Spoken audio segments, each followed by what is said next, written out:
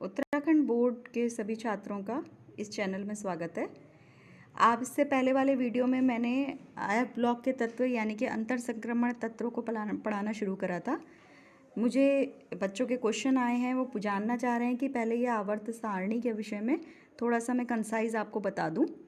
देखिए, जो हमारी आवर्त सारणी है, पीरियोडिक टेबल है जो हमारी, तो इसमें आप जानते हैं कि 18 ग्रुप हैं और 7 वर्ग दिए गए हैं। अब देखिए, कुछ भी आपने पढ़ने से पहले अगर आपने अकार्बनिक रसायन में कुछ भी पढ़ना है तो सबसे पहले आपको एक जनरल आइडिया होना चाहिए कि हमारी आवर्त सारणी आखिर आपको बताती क्या है। देखिए, एस ब्लॉक के तत्व यानी कि एस समूह के तत्व और पी ब्लॉक के तत्व यानी कि पी समूह के तत्व, ये जो हैं ये दोनों आप पहले पढ़ चुके हैं। इसके बारे में इन दोनों के बारे में आप काफ़ी कुछ जानते हैं। आज मेरा मेन उद्देश्य आपको डी वर्ग के तत्व और एफ वर्ग के तत्वों के बारे में बताना है। देखिए, हमारे समूह में जो 18 ग्रुप हैं उनको आप देख सकते हैं। तो पहले का फर्स्ट ए, दूसरे को सेकंड ए। अब ये ध्यान देने वाली बात है कि जो तीसरा समूह यहाँ पर आता है, क्योंकि ये डी वर्ग का समूह है, इसलिए इसको थर्ड ए न कह करके थर्ड ए पी ब्लॉक को, एस ब्लॉक के बाद पी ब्लॉक का जो पहला तत्व है, पहला जो ग्रुप आता है, उसे थर्ड ए, फिर फोर्थ ए, 5A, 6A, 7A और 8A ऐसे नाम दिए गए हैं इन समूहों को। अब जो ये तो हो गया एस और पी ब्लॉक की बात। अब जो डी ब्लॉक है, डी वर्ग है, उसमें क्या किया जाएगा? जो डी वर्ग है उसका जो पहला वर्ग होगा, इसे थर्ड ए, ये वाला तो थर्ड ए था पी ब्लॉक में पहला, अब यहाँ पर थर्ड बी कहा जाएगा इसको। थर्ड बी जो अगला है आपका, ये पूरा थर्ड है, स्कैंडियम है, ये पहला तत्व है आपका डी ब्लॉक का। दूसरे को फोर्थ बी, फिर फिफ्थ बी, फिर सिक्स्थ बी, सेवेंथ बी, फिर ये तीनों समूह मिलकर 1, 2, 3 यानी कि इन तीनों को मिला करके इन्हें 8th बी कहा जाता है। फिर से एक बार ध्यान से सुनिए, पहला थर्ड बी के बाद फोर्थ बी, फिर 5B, फिर सिक्स्थ बी, फिर 7th बी। यहाँ तक तो सामान्य है, लेकिन इसको, ये तीन समूहों को एक साथ जोड़ करके 8th बी ग्रुप बनाया जाता है। अभी हमने थर्ड से शुरू करा था, फर्स्ट और सेकंड हमने कहे नहीं थे, तो अब आया है फर्स्ट बी और फिर सेकंड बी। इसका ध्यान रखिएगा, कई बार कंपटीशंस में ये क्वेश्चन पूछा जाता है। ये ए और बी जो वर्गों के नाम है, कक्षा में पढ़ाने में तो हम इस बात को नहीं करते हैं, स्किप कर जाते हैं। हम बस उनको बताते हैं कि 18 ग्रुप हैं या 18 ग्रुप्स होते हैं, ऐसे ही पढ़ाया जाता है। लेकिन वीडियो में अभी समय भी है और मैं आपका ये पॉइंट भी यहाँ पर क्लियर कर देती हूँ कि इसको ए और बी में बांटा गया है। ए किन समूहों को ए कहा जाता है, किन को बी कहा जाता है, ये आपको पता होना चाहिए। अब देखिए, जो एफ ब्लॉक के तत्व मैंने आपको बताए थे, यहाँ पर ध्यान दीजिएगा कि ये कहाँ से आए हैं और इनको, जो एफ ब्लॉक के तत्व हैं, इनको कहाँ से लिया गया है हमारी आवर्त सारणी में। देखिए, जो हमारा छठा वाला ये पीरियड होता है, यानी कि जो सीजियम से शुरू होता है, सीजियम 55 होता है, ये इनके परमाणु क्रमांक है जो मैंने ऊपर लिख रखे हैं, ध्यान दीजिएगा। ये जो सीजियम है 55 है, इसके बाद बेरियम 56 है, इसके बाद लैंथेनम 57 है। अब आप देख रहे हैं लैंथेनम 57 के बाद जो ये अगला जो एलिमेंट या तत्व आता है, ये सीधे 72 है। तो यानी कि 57 के बाद जो ये 58 है वो कहाँ गया? 58 देखेंगे आप, ये नीचे जो इसको हम अंतर संक्रमण तत्व कह रहे हैं, सीरियम 58, ये यहाँ आ गया है। ठीक है, तो यहाँ से लेकर के अब जो 14 एलिमेंट होंगे, 1, 2, 3, 4, 5, 6, 7, 8, 9, 10, 11, 12, 13, 14, यानी कि ल्यूटेशियम 71 तक जो ये 14 तत्व हैं, इनको अब क्योंकि ये लैंथेनम तत्व के बाद आए हैं, बाद के 14 तत्व हैं, तो इन्हें नाम दिया गया है लैंथेनाइड्स। एफ वर्ग के लैंथेनाइड लैंथेनम के आगे के 14 तत्व हैं। उसी प्रकार से तो अब आप वापस अगर डी ब्लॉक में देखेंगे, ऊपर डी ब्लॉक के तत्वों को देखते हैं, तो लैंथेनम 57 के बाद सीधे हैफियम 72 आ गया है। तो वो कैसे आया है? क्योंकि बीच के 14 तत्व हमने कहाँ रख दिए हैं? नीचे जो अलग से एफ वर्ग या एफ ब्लॉक या अंतर संक्रमण तत्व हैं वहाँ रख दिए हैं, इसलिए ये 57 के बाद सीधे 72 हो जाता है। अब इसके बाद अब देखिए इसके बाद ये तो हो गई लैंथेनाइट की बात। अब एफ वर्ग दो चीज़ों से बना है, एक 14 लैंथेनाइट से और 14 एक्टिनाइट से। तो लैंथेनाइट तो ये समझ में आ गए। अब एक्टिनाइट कहाँ से आए? जो हमारा ये 7th वाला पीरियड है, इसमें आप देख रहे हैं ये शुरू होता है फ्रेंशियम 87, रेडियम 88, उसके बाद एक्टिनम 89 और उसके बाद सीधे आता है आपका र्यूदोफोर्डियम 104। तो इसके बीच के 14 तत्व कहाँ गए? इसके बीच के 14 तत्व, ताकि हमारी आवर्त सारणी की जो शेप है, आवर्त सारणी का जो प्रारूप है वो बना रहे, इसलिए ये 14 तत्वों को निकाल करके नीचे प्लेस कर दिया गया है। तो अब 88 आप देख रहे हैं, 89 भी देख रहे हैं, यानी कि अगला क्या होगा तत्व? 90 होगा। 90 तत्व है, इसका नाम है थोरियम। तो यहाँ से थोरियम को लेकर के नई सीरीज बना दी गई, यानी कि यहाँ से निकाला इस तत्व को और यहाँ से पूरी एक्टिनाइट के 14 तत्व। फिर वही बात है, 1 2 3 जो मैंने तत्वों के नाम नहीं लिखे हैं क्योंकि ये आपके लिए इतने ज़्यादा इंपॉर्टेंट भी नहीं है, आगे की कक्षाओं में पढ़ाए जाते हैं, स्पेशली एमएससी में पढ़ाए जाते हैं। अभी आपके मतलब का बस ये है कि आप इसका प्रारूप जान लीजिए, ये कहाँ से निकल कर आए हैं 14 तत्व ये जान लीजिए, इसका थोड़ा सा इलेक्ट्रॉनिक विन्यास जान लीजिए, दैट इज़ इनफ, इतना आपके लिए काफ़ी है। अब देखिए यहाँ से निकल कर आया ये एक्टिनम, तो अपनी जगह पे रहा 89 के बाद अगला था 90, वो निकल करके यहाँ आ गया।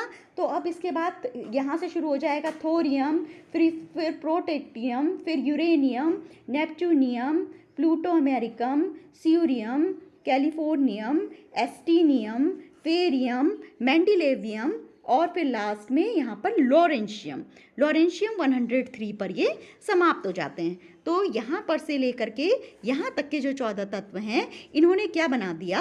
एक्टिनाइट बना दिया। ऊपर के तत्व निकल कर आए, उन्होंने लैंथेनाइट बना दिया, इन्होंने एक्टिनाइट बना दिया। अब क्वेश्चन ये पूछा जा सकता है आपसे कि डी ब्लॉक के जो तत्व हैं इनसे निकल करके, क्योंकि एफ ब्लॉक इनके बीच में से निकल कर आया है, तो बताइए कि ये कौन सा ग्रुप हुआ? देखिए ग्रुप तो क्योंकि आपको पता नहीं चल रहा है, ये तो किसी कौन से ग्रुप का हो गया। अब इसको तुम, जैसे हमने ये जो हाइड्रोजन वाले हैं इनको हम कह देते हैं कि ये फर्स्ट ग्रुप है, इसको हम कह देते हैं सेकंड ग्रुप है, तो अब इसको क्या कहोगे? इन सबको थर्ड ग्रुप में माना जाता है, ठीक है, तीसरे ग्रुप में इनको माना जाता है। अब इसका पीरियड क्या होगा? पीरियड इसका होगा, क्योंकि ये छठे पीरियड में से निकाल कर लाया गया है, तो सारे लैंथेनाइट का पीरियड 6 होगा, छठा पीरियड होगा। और क्योंकि एक्टिनाइट के बाद से थोरियम यानी कि 14 एक्टिनाइट 7वें वाले पीरियड से निकल कर आए हैं, तो इन सब का पीरियड होगा 7। ग्रुप सेम रहेगा थर्ड और पीरियड हो जाएगा 7। क्लियर है शायद आपको? ठीक है। अब देखिए इसके बाद मैं आपको एक चीज़ और यहीं पर बताते चलती हूँ कि जो आपको इलेक्ट्रॉनिक विन्यास भी बहुत पूछा जाता है परीक्षा, चाहे वो आपकी बोर्ड की परीक्षा है, चाहे वो आपके कंपटीशन में है, इसमें इसका इलेक्ट्रॉनिक विन्यास भी खूब पूछा जाता है। अब देखिए कि इलेक्ट्रॉनिक विन्यास में मुझे एक बात बताइए कि इलेक्ट्रॉनिक विन्यास में ये जो एन शब्द लिखा जाता है, इससे क्या तात्पर्य आप समझते हैं? देखिए ये एन क्या होता है कि माना कि ये आपका न्यूक्लियस है, यानी कि माना कि ये आपका केंद्रक है, तो केंद्रक के बाहर ऐसे कक्षाएं बनी होती हैं, आपको पता ही है, ऐसे ऐसे जिनमें इलेक्ट्रॉन घूमता है, ऐसे होती है। तो अब एन का क्या मतलब होता है? एन वो वाली कक्षा है जो सबसे बाहर की बाह्यतम कक्षा यानी कि आउटर मोस्ट जो कक्षा है उसे एन से दर्शाया जाता है, ठीक है। तो एस वर्ग के जितने भी तत्व हैं उन सब में केवल एन इन्वॉल्व रहता है, यानी कि केवल बाहर की कक्षा से ही इलेक्ट्रॉन जाएगा या बाहर की कक्षा में ही इलेक्ट्रॉन आएगा, कोई भी परेशानी नहीं है। P block same, P block में भी कोई परेशानी नहीं है। सामान्य तत्वों की श्रेणियां कहा जाता है इन्हें, सामान्य तत्व कहलाएंगे, क्योंकि इनमें केवल इनकी जो बाहर की कक्षा है एस, चाहे वो एस ब्लॉक है चाहे पी ब्लॉक है, इलेक्ट्रॉन जाएगा तो बाहर की कक्षा से जाएगा, इलेक्ट्रॉन आएगा तो बाहर की कक्षा में आएगा, ठीक है। तो ये सामान्य तत्व है, सामान्य वर्गीकरण है, सामान्य इनका इलेक्ट्रॉनिक विन्यास है। अब लेकिन जहाँ से डी वर्ग शुरू होता है तो आप देखते हैं कि डी में हम अभी तक n-1 कहीं नहीं लिखा था, देखो बच्चों, लेकिन अब मैंने इसका जो इलेक्ट्रॉनिक विन्यास यानी कि सामान्य इलेक्ट्रॉनिक विन्यास है, इसमें मैं n-1 लिख रही हूँ। अब n-1 से क्या तात्पर्य है? n-1 से तात्पर्य है कि n तो हो गई बाहर की कक्षा और n-1 यानी कि उसके ठीक अंदर वाली कक्षा। यानी कि अब क्या होगा, इलेक्ट्रॉन बाहर की कक्षा से जा सकता है, आ सकता है, प्लस इलेक्ट्रॉन उसके ठीक अंदर वाली कक्षा से भी जा और आ सकता है, यानी कि अंदर वाली कक्षा भी जो है वो एक्टिवेट रहेगी। इसलिए इसको n-1 डी 1 to 10, डी के पास 1 से लेकर 10 तक इलेक्ट्रॉन होंगे, ns यानी कि सबसे बाहर की कक्षा में 0 से लेकर 2 तक इलेक्ट्रॉन हो सकते हैं। ठीक, अब इसके बाद देखते हैं एफ वर्ग क्या कहता है। देखिए एफ का अगर सामान्य इलेक्ट्रॉनिक विन्यास देखेंगे, मैंने आपको ये पोस्ट भी करा है, सामान्य इलेक्ट्रॉनिक विन्यास अगर आप इसका देखते हैं n-2 यानी कि अब कौन सी कक्षा है, बाहर की, तो n हो गई, उसके अंदर की हो गई n-1 और उसके भी अंदर की हो गई n-2। तो सोचिए यहाँ से भी इलेक्ट्रॉन जा सकता है, यहाँ से भी इलेक्ट्रॉन जा सकता है और आ सकता है। ठीक है, ये है एफ वर्ग के जो तत्व हैं उनकी ये खूबी है। अब एक प्रश्न और इसमें पूछा जाता है कि इन्हें अंतर संक्रमण तत्व क्यों कहा जाता है। ठीक है, 2 क्वेश्चन इसमें से आते हैं कि पहला क्वेश्चन इन्हें अंतर संक्रमण तत्व क्यों कहा जाता है, और दूसरा क्वेश्चन कि इन्हें जो है रेयर अर्थ यानी कि रेयर अर्थ एलिमेंट क्यों कहा जाता है, यानी कि ये रेयर शब्द यानी जिसका मतलब होता है कि जो बहुत ही कम मिलती है चीज़ उसे रेयर कहा जाता है। तो ऐसे तत्व इनको क्यों कहा जाता है, इसके भी उत्तर मैं आपको यहीं पे बता देती हूँ। देखिए जो संक्रमण, ये तो सामान्य तत्व हो गए, क्योंकि इनमें सामान्यतः जैसा हमने आज तक का अपने केमिकल बॉन्डिंग में पढ़ा है, यानी कि रासायनिक बंध बनने में हमारी सबसे बाहर की कक्षा का इलेक्ट्रॉन जाता और आता है, तो सामान्य सी बात है कि ये सामान्य तत्व हैं। एस वर्ग और पी वर्ग सामान्य है, क्योंकि इनमें सबसे बाहर की कक्षा से इलेक्ट्रॉन जाना चाहिए, वही हो रहा है। इसमें भी बाहर की कक्षा में इलेक्ट्रॉन जाना और आना चाहिए, वही हो रहा है। ये दोनों सामान्य तत्व हैं। लेकिन डी वर्ग और एफ वर्ग, इन्हें सामान्य तत्व नहीं कहा जाता है। डी वर्ग को कहा जाता है संक्रमण तत्व, यानी कि क्यों, संक्रमण अंदर तक फैल गया है, एस में न रह करके, जैसे आजकल कोरोना का संक्रमण फैला है जो एक से दूसरे में फैल जाता है, वैसे ही डी वर्ग जो है वो संक्रमण तत्व है, क्योंकि उसमें जो संक्रमण एन में रहना चाहिए वो एन में न रह करके कहाँ आ गया है, n-1 में भी आ गया है।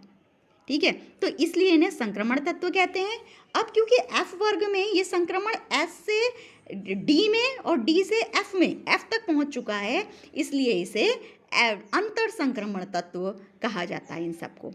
अब इन्हें रेयर अर्थ एलिमेंट क्यों कहते हैं, इसलिए कहते हैं क्योंकि ये जितने भी तत्व हैं बच्चों, जैसे सीरियम के बाद है आपका प्रेसोडियम, फिर है नियोडाइनियम, फिर है प्रोमीथियम, फिर है यूरोपियम, फिर गैंडोलियम, फिर इसके बाद है टर्बियम, फिर ये आप अपनी पीरियोडिक टेबल अपनी किताब में देख करके आप जान सकते हैं इन सब तत्वों के नाम। तो ये जो जितने भी तत्व हैं ये हमारी प्रकृति में या हमारी भूपर्पटी पे या पृथ्वी की सतह के नीचे बहुत ही कम मात्रा में मिलते हैं। इतने कम मिलते हैं कि इन्हें ढूंढ पाना मुश्किल होता है, इसलिए इन्हें रेयर अर्थ तत्व कहा जाता है, यानी कि बहुत ही कम संख्या में जो पाए जाते हैं। ठीक है, अब एक क्वेश्चन यहाँ पर ये भी पूछा जाता है कंपटीशन में भी और बोर्ड की परीक्षा में भी कि क्या डी ब्लॉक में पाए जाने वाले सभी तत्व संक्रमण तत्व कहलाते हैं।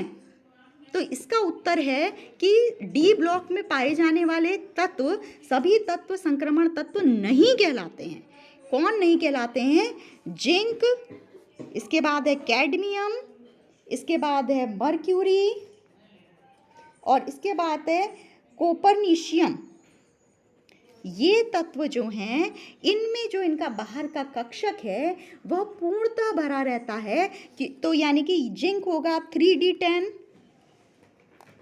3d10 4s2, ये होगा 4d10 5s2, ये होगा F वाला है, ये भी F वाला है, इसको रहने दीजिए आप। देखिए इनमें बाहर का कक्षक भरा हुआ है, तो ये जो हैं, ये जो तत्व हैं ये संक्रमण तत्व नहीं कहलाते हैं, ये सामान्य तत्व की तरह व्यवहार करते हैं, इसलिए हम इन्हें संक्रमण या अंतर संक्रमण तत्व नहीं कह सकते हैं। तो अगर आपको ये क्वेश्चन आए कभी तो क्या डी ब्लॉक के सभी तत्व संक्रमण तत्व हैं, तो उत्तर होगा नो या नहीं, ऐसा नहीं है। ठीक है, आशा करती हूँ कि इस वीडियो से आपके आवर्त सारणी से रिलेटेड कुछ क्वेश्चंस के मैं आंसर दे पाई, आपको बहुत कुछ क्लियर हुआ।